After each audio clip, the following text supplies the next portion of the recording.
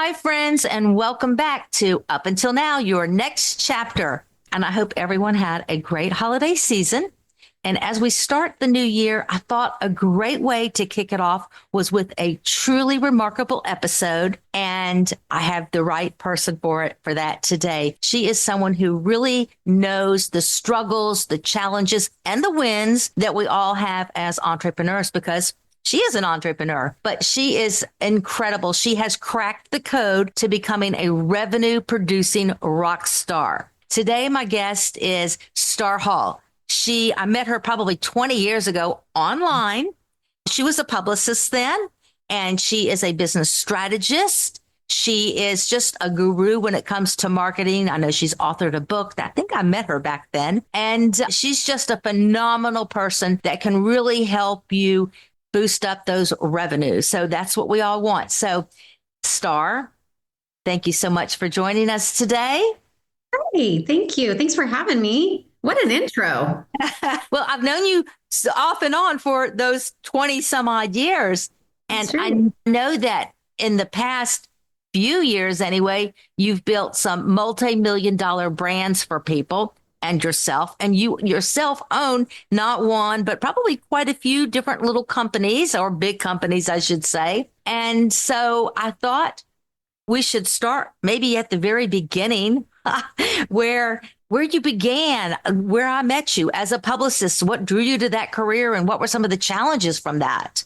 Wow, start at the beginning. I mean, how long is this podcast going to be today? Well, yeah, I don't remember exactly how or when we met, but I know I was touring when I was doing keynotes and speaking around the globe. I was somewhere in there with my books, but my beginnings came from a very young age of 9 when my grandmother, who was also a publicist, and she started the craft and hobby industry. She's the inventor of Aleene's tacky glue in the gold bottle.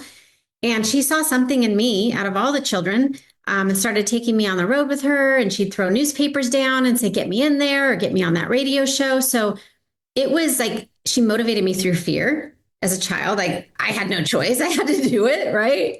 But that's why I have no fear. I mean, I have some fears that come up. But when it comes to reaching out and getting coverage and partnerships and media and all that, no fear. Like rejection, bring it on.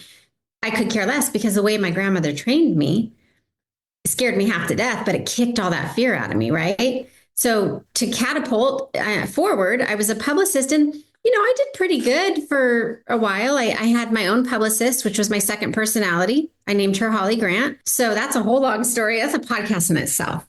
I know that you at one point posted something about the word Holly. So now it's kind of making sense. Yeah, exactly. So I was having a hard time getting bookings and coverage and the media to pay attention to me. And one of the bookstores, because back then you actually went to bookstores and did book signings and had hundreds of people show up.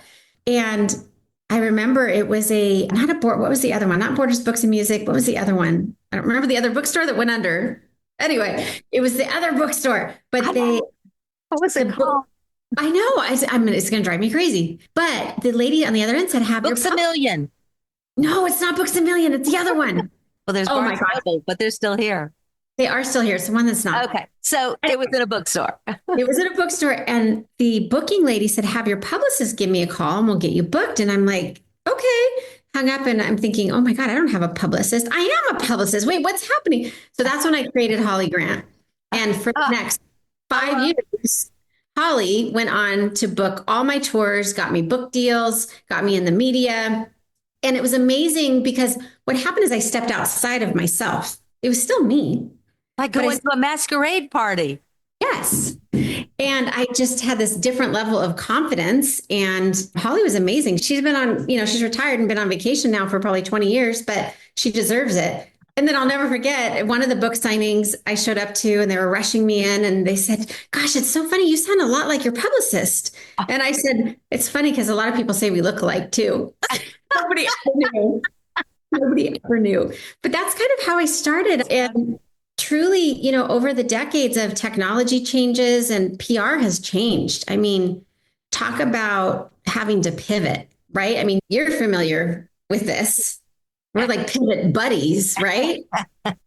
Yes. Yes. I mean, I had to pivot very quickly when social media surfaced because I knew when it came up, I knew there was something about it, and so many people were fighting it. And I thought, nope, this is where it's going. So I jumped on a very early adopter, one of the first users on Twitter, one of the first when Facebook released publicly, and then got picked up from Entrepreneur Magazine and a bunch of companies that were trying to understand it and break in. But I spent 20 hours a day learning it to become the expert. And so that's when I got my book deals and my speaking tours and, Sprint and UPS and all these companies hiring me, like, teach us, what is it? Like, what's a twit? No, it's a tweet, just base stuff. A twit is that neighbor. Yeah, exactly. That was funny. But anyway, so I pivoted and I'm finding myself pivoting over the last few years, even post pandemic. I'm continually pivoting. And if you're not, one of my first pieces of advice for clients, friends, whomever wants to listen is if you're not open to pivot, you're screwed. Like, go work for someone else. You got to pivot as an entrepreneur. Something that a friend of mine that's in the advertising business, and it's changing so rapidly. I said, how did you stay on top of things? She says, you have to stay on top of new technology and the new things that are coming out, because if you don't, you're done tomorrow. You are done. And it's scary. Like, believe me, I have no idea. Zelda, here's one of my secrets. I have no idea what I'm doing half the time. That's scary. I rely on you.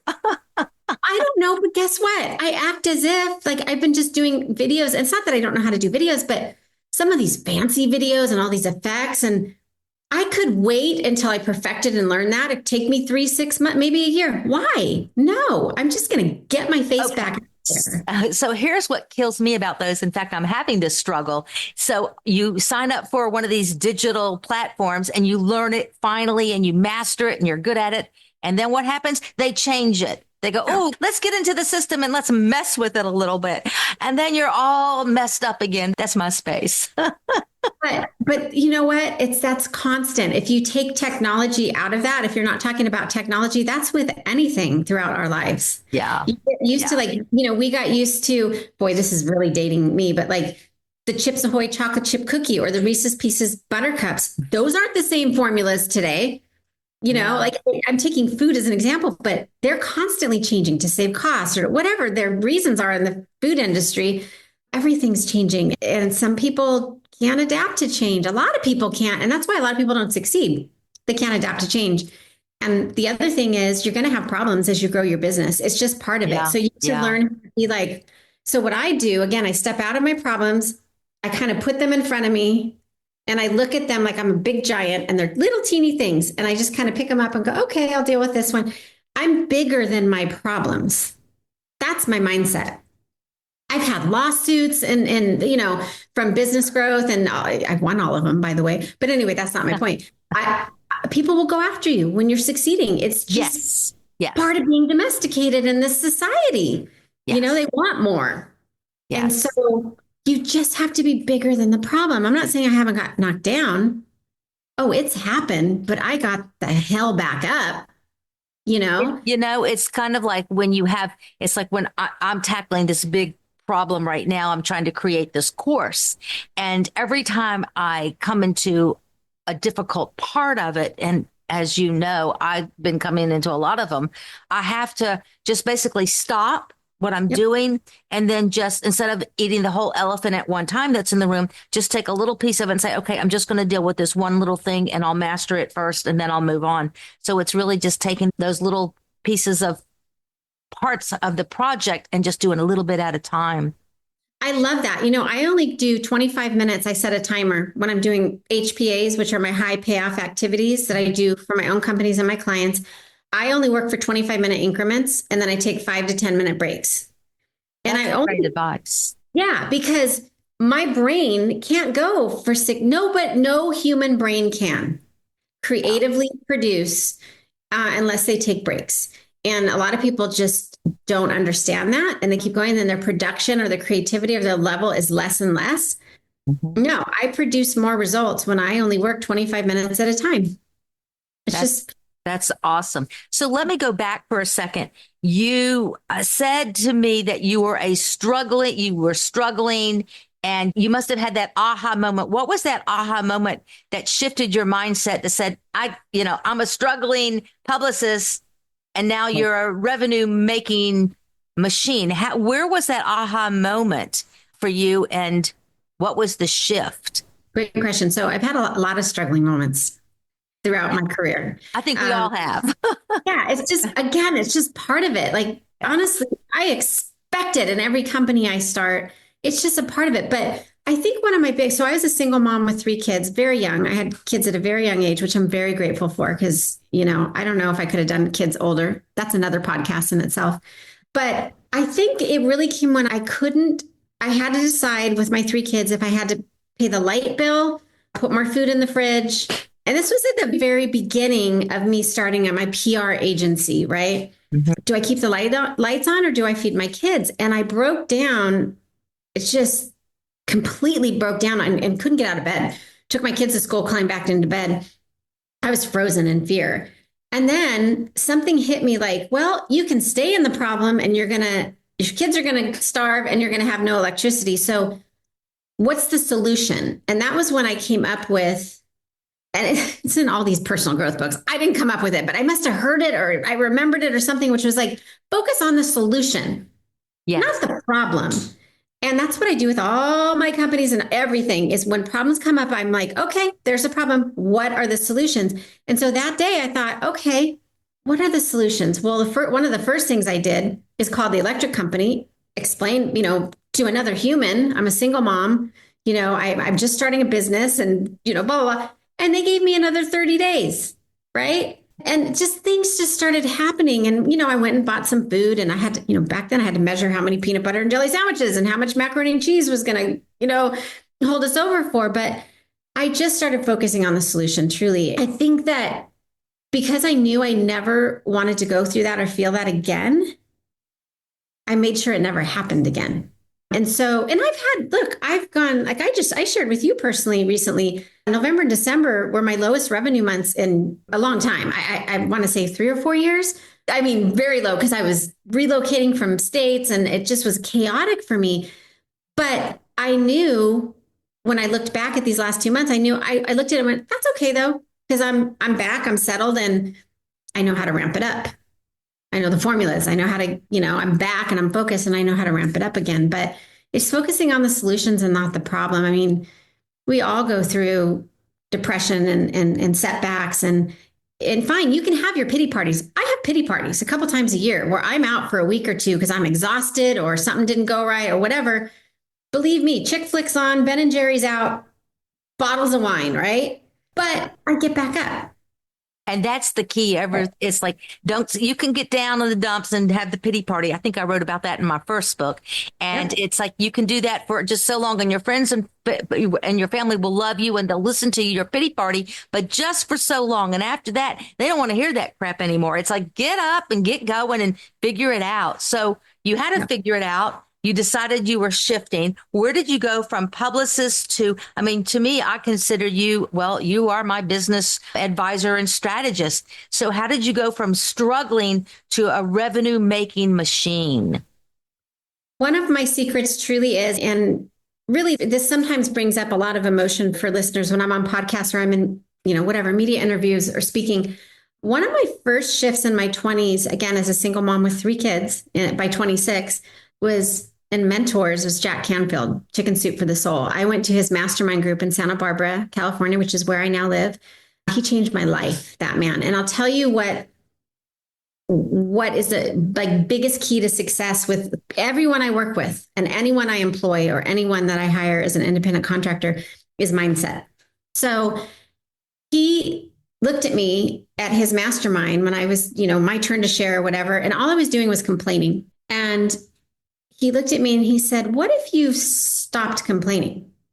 Like, what if you just, the whole gratitude thing started way back then. I mean, it's been for centuries going on, like being grateful, but really had me focus on what I had. And I was, I had to start with the basics. Like my kids are healthy, just the basics. Anyhow, catapult that a little bit. I studied on how to change my mindset. I am the most optimistic person I know. And that might sound conceited. I don't care. I just am. I refuse to be around negative minded people. If it's clients that hire me and I can't help them shift their mindset and they stay stuck, I fire them. Like, I'm done. You got to get out of your head, right? But he changed my entire life, that man, at that mastermind. And then I've seen him over the years. I went to his mastermind right before the pandemic, 2 months before the pandemic started, because I needed like an upgrade, a boost, right? But Jack Canfield is one of my biggest mentors. And it's all in mindset. So I shifted from PR into becoming the social media expert, as people would call me, whatever. I was just a practicing, obsessed social media, whatever. All those hours paid off. All those hours of studying it paid off, which is something that you tell me to do all the time. It's like, study it, learn it, YouTube it, do whatever you have to do to figure it out. And then if you can't figure it out, ask and reach out. I've learned that. Yes. And we've been working together on that. So I don't know if you know, Zelda, but I do 4 hours a day. I work 12, 14, 16-hour days. It depends. And there's some days I just take off because I need them. But I spend 4 hours a day on research and learning. I just learned the difference over the last 30 days between SEO and AEO. And I did a blog post yesterday. Yes, I saw that. Yes, I saw that. Yeah. Fascinating to me. But not only do I understand it and I've tested it and I'm trying it, I'm using it, it's brilliant. It's brilliant. That's not what this podcast is about. If people want to learn it, they can go. There's so much I could go off on that. It was like, it reminds me of, and I won't get it right. I watched and listened to Gary Vee this morning. I think I sent that to you, but he was amazing. He was talking to a group of lawyers about marketing. And it was basically, we had the yellow pages, they went away. Then you went to whatever, then you were doing Google and all that. And that's going to be going away. As far as he was just basically talking about, where are your clients? That's what you need to master. That's what you need to learn. And that's where you show up. And there's no right now, it's the cheapest place. And I'm using the word cheapest place to put your money when you need to advertise is in social media, because in a few years from now, when all this AI is really developed a lot more, it's not going to cost you $40 or $400. It's going to be more like $40,000. So I'm paraphrasing a lot of what he was saying, but it was quite fascinating. I sent you the link. If anybody here wants the link, contact me and I'll give it to you. But it was Gary Vee talking on a podcast this morning, talking to a group of lawyers at a conference. It was incredible. And I thought of you because I knew we were talking. He talked about something that I wanted to ask you about. I'm getting way off track here, called blockchain. Mm-hmm. So that was one of the new buzzwords. So maybe we'll get back to that or what have you, but because I don't know what it is. You should have some blockchain experts. It's actually been out for years, and I dove into it. A company hired me a couple of years ago to help them promote their blockchain technology and company, all this stuff.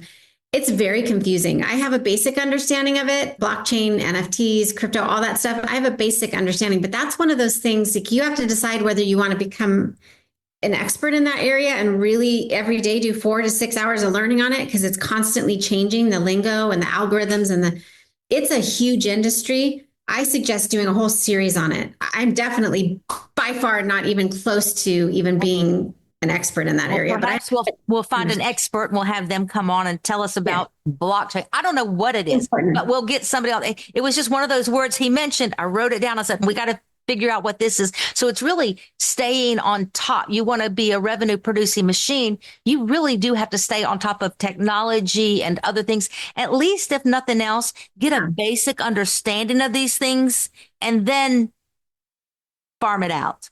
That's what, So mic drop. You just nailed it. Learn it and delegate it. And you don't have to master it. You just have to know a little bit so that you can know what's going on. And that's really true. Like you said, So you know how to hire it out. So exactly. You mentioned that. I wanted to ask you, how did you shift from the struggling? Was it really was going to this Jack Canfield conference that made you shift your mindset and all of a sudden you became successful? Well, nothing happens overnight, even though it did happen overnight. Absolutely, because of the mind shift, because of the positive mind shift. Yep. So what I did is, you mentioned unconventional strategies. Is that the unconventional strategy? I'm telling you. So I was also introduced back, I think it was a 9-day mastermind with Jack Canfield in town, or maybe it was 7 days. It was UCSB So it was 100 people and it was completely shifting for me. But also the movie The Secret came out Yes. around then Like, or shortly after. I think it was shortly after the mastermind. He sent me that. And I pretty much still almost play it, not daily anymore, 2 or 3 times a week. I just loop it in the background. And there's other now mindset manifestations things that I listen to.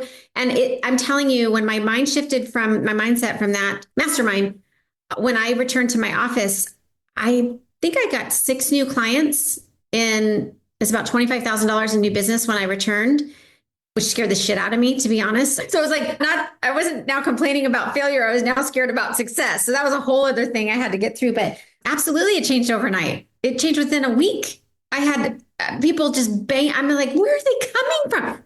I'm telling you, it's mindset. Anytime I feel stuck or my revenue is like a little off or something's not working with a client or something, I go into mindset. And whether it's meditation, I listen to, I have audible books like you wouldn't believe. I have to realign myself and like calibrate. I believe in manifestation. I believe in vibration and who you surround yourself with and what you're thinking. And that is truly my core belief.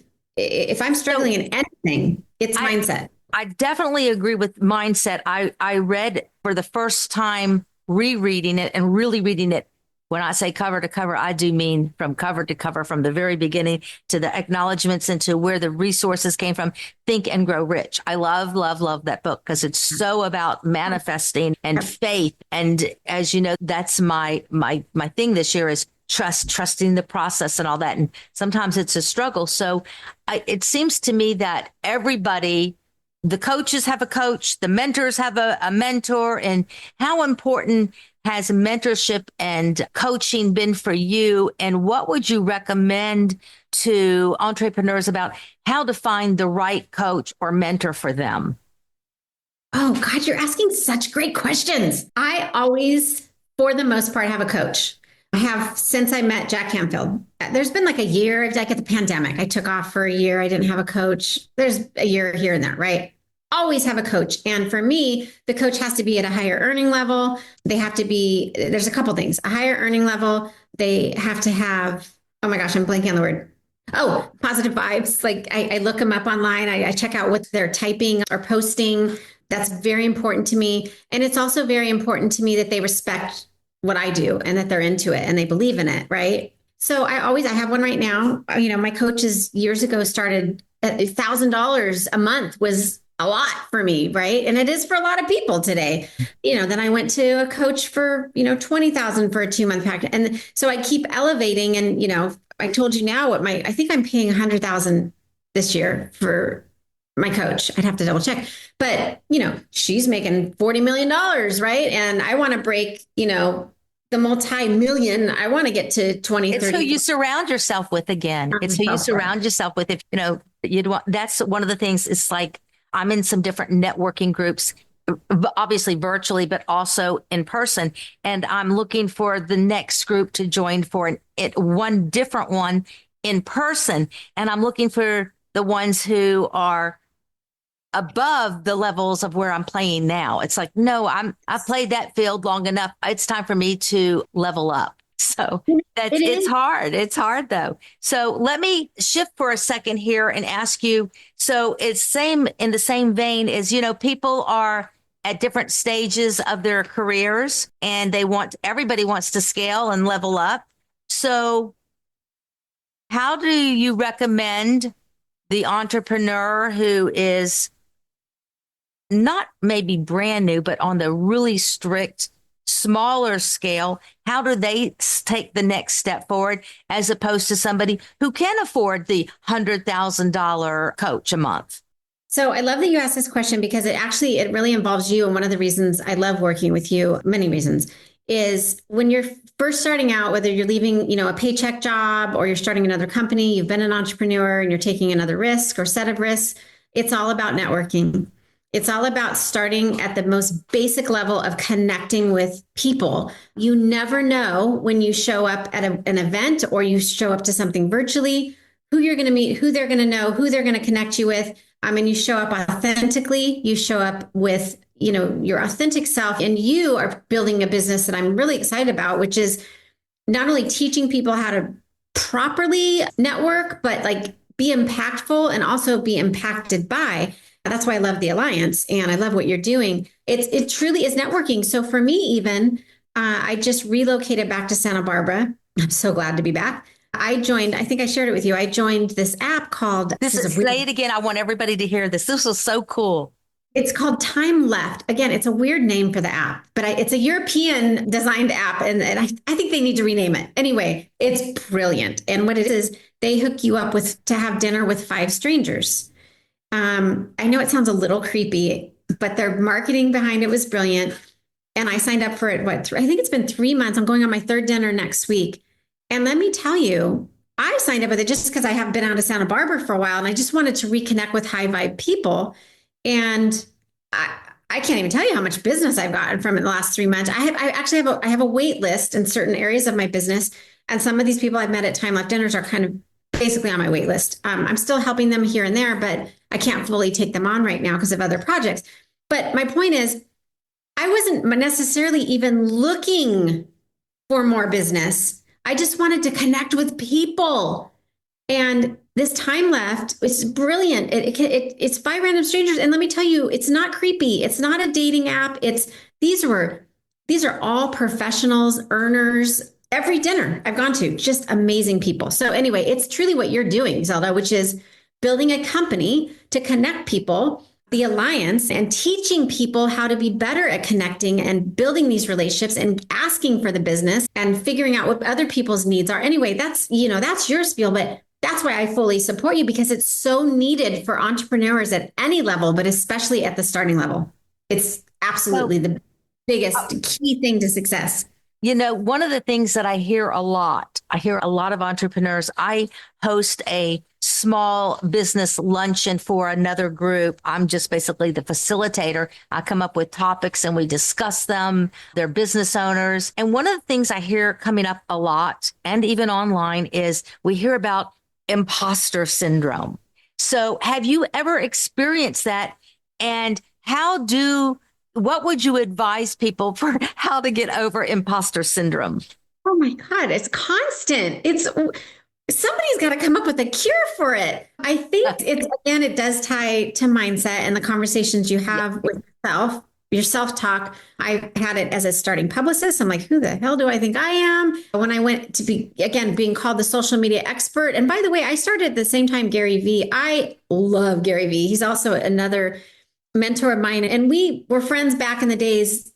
We haven't connected for, 15, 18 years. I don't even know if he remembers me now, but we shared the stage together and we started at the same time. Here's the difference. Gary Vee went on. He spent 14, 16 hours a day networking online, right? To build out that way. I went on and networked and built a huge following, which I ended up deleting those channels. The stupidest thing I've ever done in my career. That's a whole other We've story. all done something stupid. Oh my God. I had so many followers. But what I went on to do is build an agency and focus more on clients than building my social media brand. And so he was able to balance both. Brilliant. I just focused on going one direction with it. So Gary Vee's an amazing, he's very in tune with trends. And one of the things right now that actually came across my desk from Gary is live social selling, which is going to be, by the way, AI is one thing. Live social selling is it's the next thing. What is it? I'm jumping on the boat now with one of my companies. So there's apps like Whatnot is one of the big ones. They just I think they're valued at 5 billion already.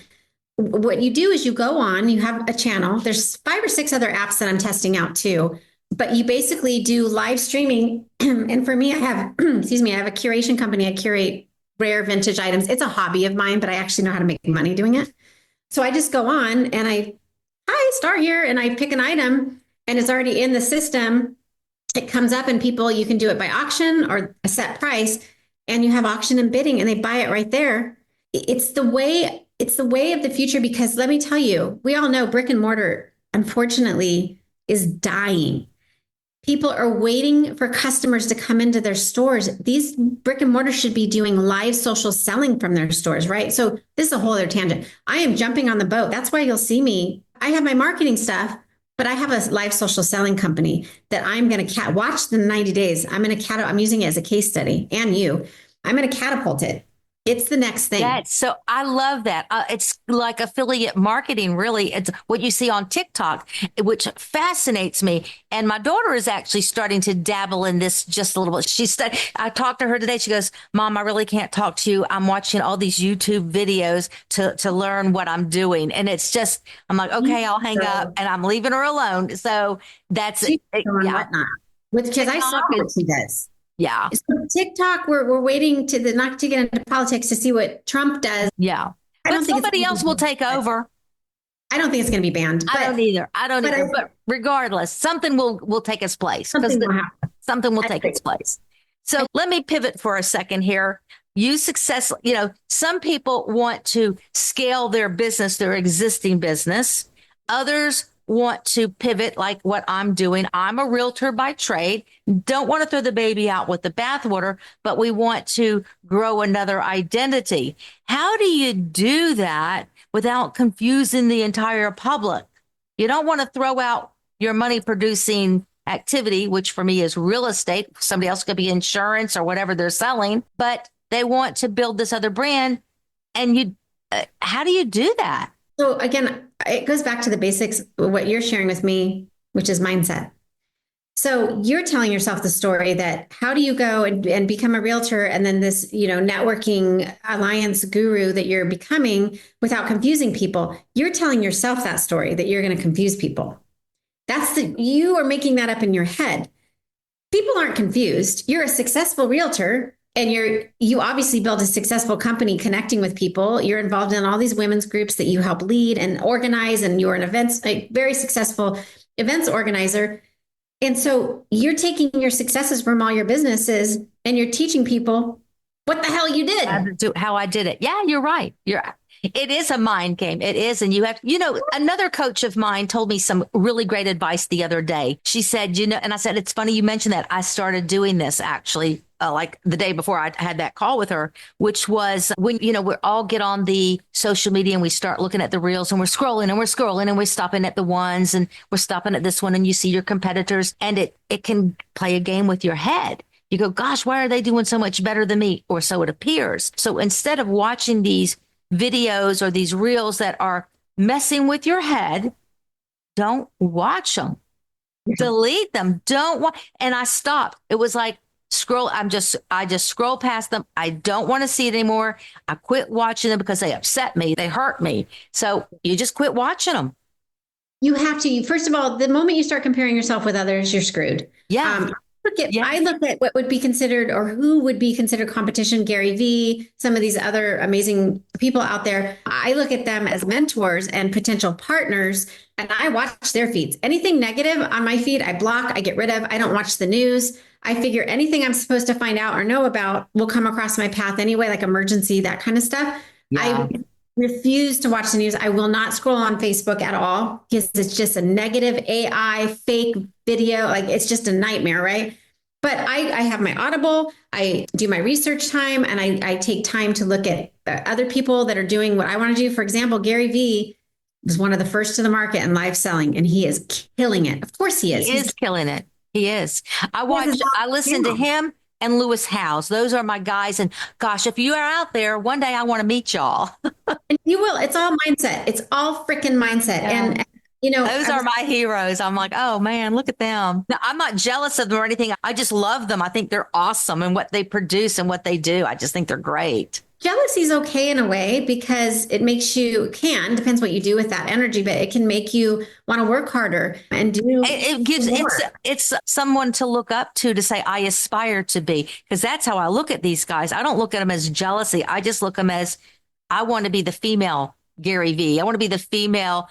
Well, there is Mel Robbins. She is out there, but I want to be like them. And, I follow these great motivating people because I'm going to get you to a question on this one. Les Brown, I'm in love with that man. I can watch him first thing in the morning and I'm ready, charged and ready to go. So here's my question to you about that. You work with a lot of coaching clients and other businesses, and you're juggling several businesses of your own. How do you maintain your motivation and your energy? Well, I think again, it goes back to I have my set of audibles and my motivational speakers. Les Brown is by far, I'm so glad you brought him up. I've met him many times. I've had many conversations with him. So Uh, awesome. I think of him as a friend, a dear friend. He definitely has saved my mindset over the years many times. I mean, it's motivational speakers and people that I used to be a motivational speaker and I would lift people up too, but motivational speakers need motivation too. It's life. We're human, right? Yes. And Yes. Jack Canfield's gone through tragedy and trauma and like he's had to pick himself up a million times, but he has great mentors himself, right? It's Yeah. just setting up our people. I call them my Our people. people. Yeah. It's truly, and there's sometimes I just need to watch a funny movie. I need to watch comedy or it's really like what's in your whatever arsenal or vault to tap into when you're down. And it is also the people you surround yourself with. I only have three, four people I can actually text and get authentic support from I'm not talking about my coach or people I pay. I'm talking about friends that are authentic, that will give me support, call me out, the whole circle, like, Starr, let's think through this, or, oh my God, that's amazing. It sounds batshit crazy, but I'm on board. I have four people, and that's okay. You don't need 20 or 30 or 40. No, no. One, It is one really good one. And, I want to go back to something you said earlier, Zelda, when you're talking about being a realtor and kind of in transitioning into building this company you're building. Think about the investors on Shark Tank.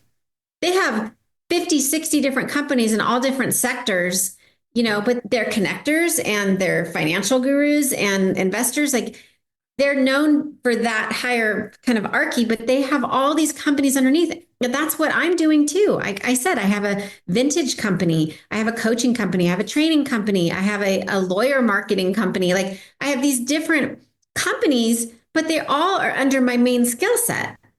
Yeah. Right. And that's what you're doing. Your main skill set is connecting and networking. You have this brilliance in it. And I've known it for the whole time we've known each other. You truly have a brilliance. And there's a lot of people kind of teaching and talking about, how to network. There's something different about the way you do it. There's a lot of things different that people need to know. Sorry, my dogs. I don't know if you can hear them. No. Anyway, barking. But there's something different about the way you teach it. And you truly have proven what you're already teaching because you built successful businesses, So anyway, don't get stuck in, oh, well, I'm a realtor. Well, I'm a. Whatever. No, I'm not. I'm not. I don't. It's not that I was stuck in it or am stuck in it. It's just I thought I might be confusing people. It's like, well, what is she doing now? But that's okay. I don't want to go. Not confusion. I'll get over that. I'll get over it. It's curiosity. Don't say you're confusing people. Say you're making them curious. I like that. Curious. What's Zelda doing? Ooh, I'm going to watch this. See what she's doing. There you go. So let me ask you, what is the one piece of advice that you would give an entrepreneur for achieving their own exceptional growth? They want to grow their business. They want to make the multi-million-dollar. What's a piece of advice that you would give them for taking those steps? I just did a video on it 2 days ago, and it's truly making HPAs a part of your daily focus, which is high payoff activities. So if you're at the beginning of starting a company, your idea, concept, you've already started it, you've launched it, just launched it, you're in it 5 years, 10 years. You need to organize your day. This is truly why I'm a revenue machine when I want to be. And believe me, I shut off, like I said, sometimes. And some of my companies are, sustainable and that the income, I don't have to be present, but some of them I do on my companies. So, it is truly HPAs that drive revenue. And what that is, you only focus here. I have yellow tablets. So even you, Zelda, I have a yellow tablet for every client, every company, right? So this is my list of HPAs. I usually do 5 minimum a day. Today I have 13. I've actually checked off 4 of them already this morning. And these are activities specifically focused on generating revenue. So you have to look at it and go, is this going to make me money? The ultimate goal of it. And if so, when? If it's outside of 90 days, I push it, I reallocate it. Either I delegate it or I put it on at a later date. I'm doing activities that will make me revenue within 90 days. I do a minimum of 5 per day. I get them done in less than 4 hours. Remember, I do about 4 hours of research. I do 4 hours of HPA and then a couple hours of just catching up and organizing admin, which I've delegated a lot of, but it's HPAs. You have to focus on revenue generating activities every single day or you're Yeah. screwed. Because people get caught up in wearing all these hats of admin. I got to organize emails. I need to learn this program. What are your HPAs? Get those done first. It's the book. What is it? Eat the frog first. I think it's Seth Godin. I don't remember, but it's like eat the frog. So the first thing in the morning, how are you going to, devour this frog? Well, the first thing you need to do is just eat it. Don't sit there and think about how you're going to do it. Don't position it differently. Well, Don't. really, it's like what you were saying before. It's take one thing at a time. If you've got 5 you're going to do, start with one. Like me, I have several activities I do every single morning. I'm very consistent at it. It's writing my letters to people. It's sending my items of value to people. It's whatever it is. I have a couple of things that I do. It's picking up the phone, and I have a minimum number that I'm going to pick up and call. So, and these aren't sales calls. So these are just authentically checking in with my people. So that's another networking tip is you don't call people to sell them. You call and you're authentic, but that's another story. But it's those high producing activities that you were saying, because when you actually posted your video, I immediately said, I have another idea. And I acted on it and posted it. If you recall, I did a video giving a piece of advice, which is a new thing I'm putting in my high revenue producing activities, is sharing my knowledge. I can't take it with me to the grave, so I might as well share it. You can't. I love that you said that. And by the way, I'm sorry. I realize it's Wednesday and my gardeners are here. So we're about to close. And I wanted to ask you, is there something that I didn't ask you that you were really hoping I'd ask you, but I didn't, that you would like to share with our audience? Yes. You asked me everything that you should have asked. Thank you. But I want to share one more thing. This was a great interview. One of the things that I want to say to entrepreneurs, no matter what level you're at, is you have to be, and you wrote a book on this, The Art of Bouncing Back, you have to be resilient.